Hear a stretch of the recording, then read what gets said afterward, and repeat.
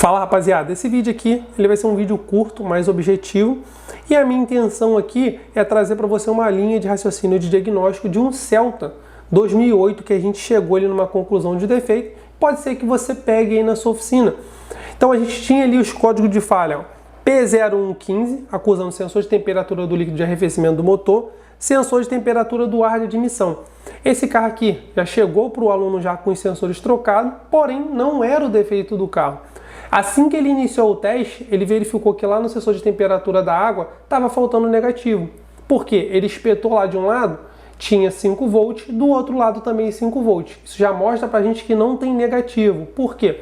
O sensor de temperatura ele trabalha com 1 terra de um lado, do outro lado ele vai ter a referência que a central envia de 5 volts. Sendo que essa referência ela vai sendo aterrada, porque o sensor ele é uma resistência variável, de acordo com a temperatura ele vai mudando essa resistência, e esse aterramento ele vai aterrando aos poucos o positivo ali.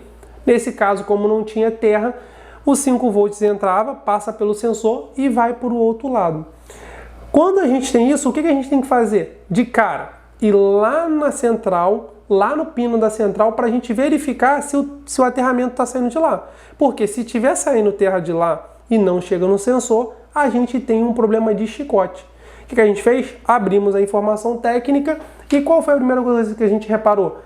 O aterramento do sensor de temperatura do ar é o mesmo aterramento do sensor de temperatura da água. Então já dá para saber que eles compartilham informação, por isso que a gente está tendo o código dos dois. E aí o que a gente fez? Foi direto lá no pino da central. Quando a gente fez o teste lá, na hora que ele sacou a tomada, né, para poder fazer a contagem do pino, olha lá, o pino quebrado. Justamente o pino de aterramento do sensor. Então, para você ver, ó, um direcionamento do diagnóstico ali, apenas pelo código de falha, já mostrou o caminho para a gente, fez o teste no sensor, viu que estava faltando aterramento, vai direto para a cabeça da central, verificou que não saiu o aterramento. Quando ele soltou a tomada para fazer a contagem, deu de cara ali com um pino comido.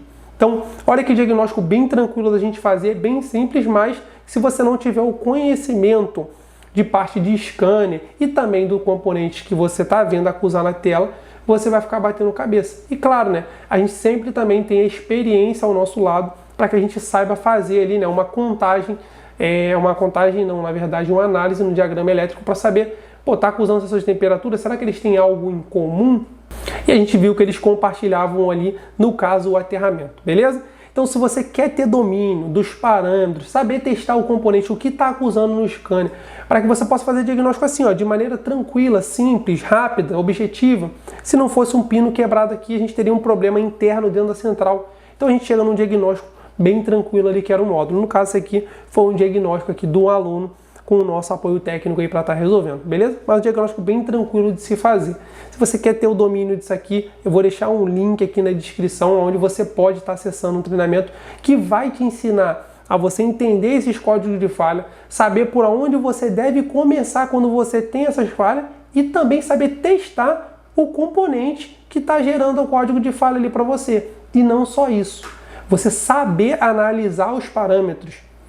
Por exemplo, talvez você ia pegar um caso desse aí na oficina, você ia olhar os parâmetros, ia ver que estava marcando a temperatura, mas era falso. E você não saberia que a informação era falsa e descartaria a possibilidade de ser sensor de temperatura, porque está marcando ali, e às vezes ia ficar trabalhando em outra coisa no carro. Beleza? Então é isso aí, te vejo no próximo vídeo.